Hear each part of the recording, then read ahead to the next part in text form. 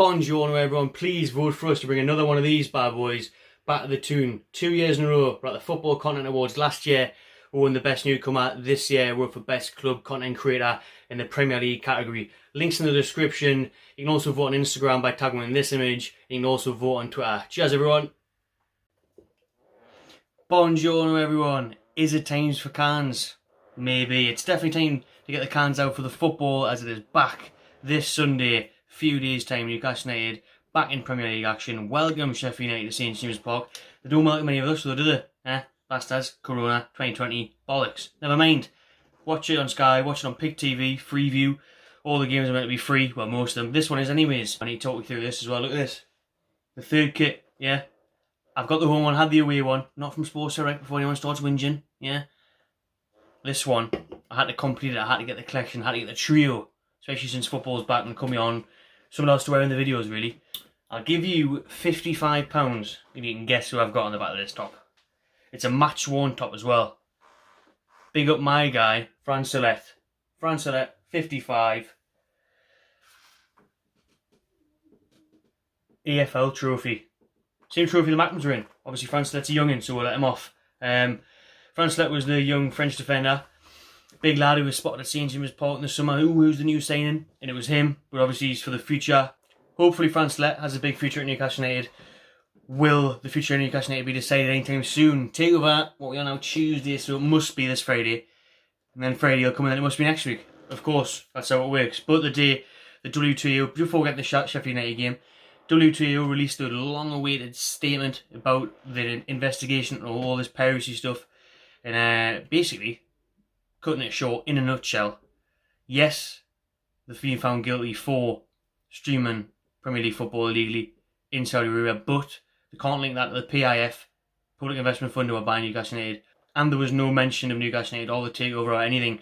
A lot of the journalists were clickbaiting saying, oh, there's going to be loads in here about Newcastle United, about how the takeover shouldn't go through, how these guys can't purchase a club. None of that was talked about at all. We'll wait and see what the Premier League say about it. Hopefully we won't have to wait much longer as we're in the 11th week now since the takeover news broke. I'm getting given stuff left, right and centre here. Just need to quickly point out thanks to Newcastle Project for these prints. Quality artwork, whack them in a frame, on the wall, lovely stuff. Cheers to them. Make sure you check them out on Instagram.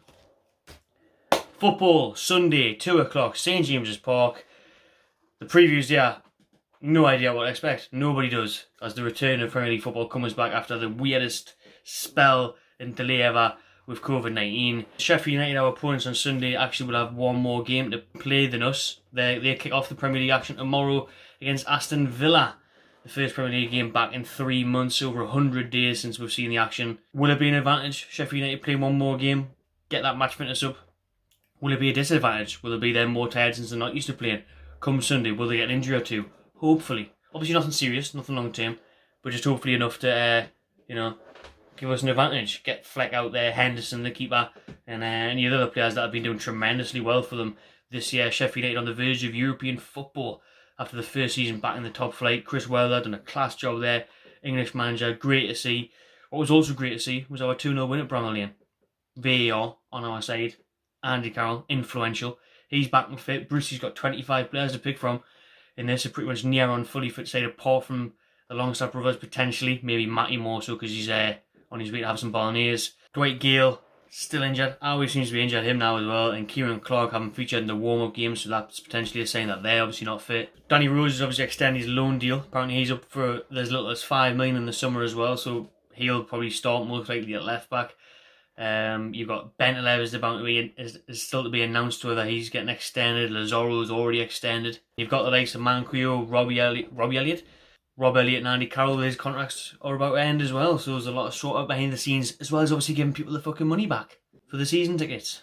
Last game Newcastle United played was way back in March the 7th, 1-0 thanks to St Maximin. Our starting 11 for the trip to St Mary's was Dubravka in goal, Danny Rose, Lascelles, Fernandes and Manquillo, Hayden, Shelby, Richie, St Maximin, Gale and Almiron. So for me, you probably see Gale come out, Joe Linton come in, who's been doing well, who I think will do better without the crowd, without the pressure behind him. It's already been proven, to be fair. You got 2-2 in the warm-up games. I'm really hoping Big Joey can kick on. He's settled now, his beard's up here, sucking him off in Darras Hall, so everything's going well for that beautiful bastard. So hopefully he can start continuing banging in the goals. Would you keep faith in Joe Linton? Muto also scored the other day. Andy Carroll should be fit.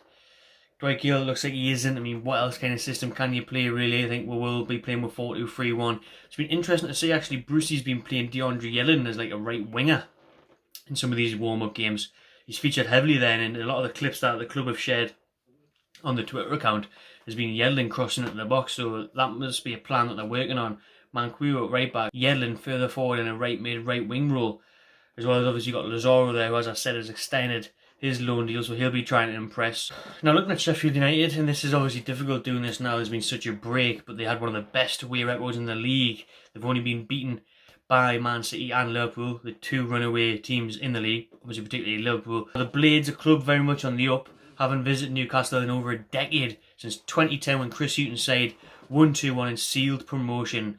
Our pal Kevin Nolan with a lovely volley giving us the win. If you want to check out the Nolan interview, go on to the old channel, the Magpie Channel. David Coots, the referee for this one. Third appointment of the season involving the Magpies. Covered the 2-1 win over Southampton at home, and he did the 1-1 draw at Rochdale, which is an awful game. We remember that too well. So it's going to be a very strange one, really strange one, seeing a game on TV with no fans there. Just like watching the Mackhams on Sunday Until I Die. Obviously had to get that in there. Do that pre-recorded noise as well, put the atmosphere in there. Where they're taking noises from EA Sports FIFA and pre-recorded noises from other games, so it'll just be, "You fat company bastard, get out of our club," ringing around the arena. Me, I'm looking forward to listening to just Brucey, just shouting obscene things at you. "Joey, you're shit. What's that, boss? Have a Jaffa cake, you'll be alright. Come on, how are you, son? Have a Jaffa cake, dip it in some garlic sauce. Out you go. Better luck next half." It's really hard to call these games when you haven't got form to go by, but I'll be optimistic. Start off on optimism until we get the takeover news towards the end of the week that it hasn't went through. I mean, I'm trying to be positive here. Trying. It's been so long now. 11 weeks. 2-0 Newcastle. 2-0 Newcastle. Same as the Bramall Lane game. Yeah. Shelby. Back with the bang. I was watching all the goals that we've scored so far this season. Shelby's been on fire, like, hasn't he? On fire. Andy, type of player as we saw at Bramall Lane, if you want to be playing against Sheffield United, against their big, boisterous centre-backs. You cannot say while there's two old school, he does have them playing some good football at times. It will be a very tricky game. I'd say let's hope the home advantage counts, but it's not going to make a fucking difference, is it? Showing in the Bundesliga, the home advantage is totally out the window now with no fans. It's critical that we get some early points on the ball before we start playing the likes of Liverpool, Spurs, Man City towards the end of the season. And also the dogfight against these teams who are trying to scrap up and stay up, like the likes of Villa that we've got next week. So, and we've got the FA Cup to look forward to as well. So, good times that football's back. Better times, hopefully, with some positive takeover news soon. Drop your comments below what you think the score is going to be. What team would you like to see play as well? Who should be playing for you? What formation? Do we stick what we're doing beforehand?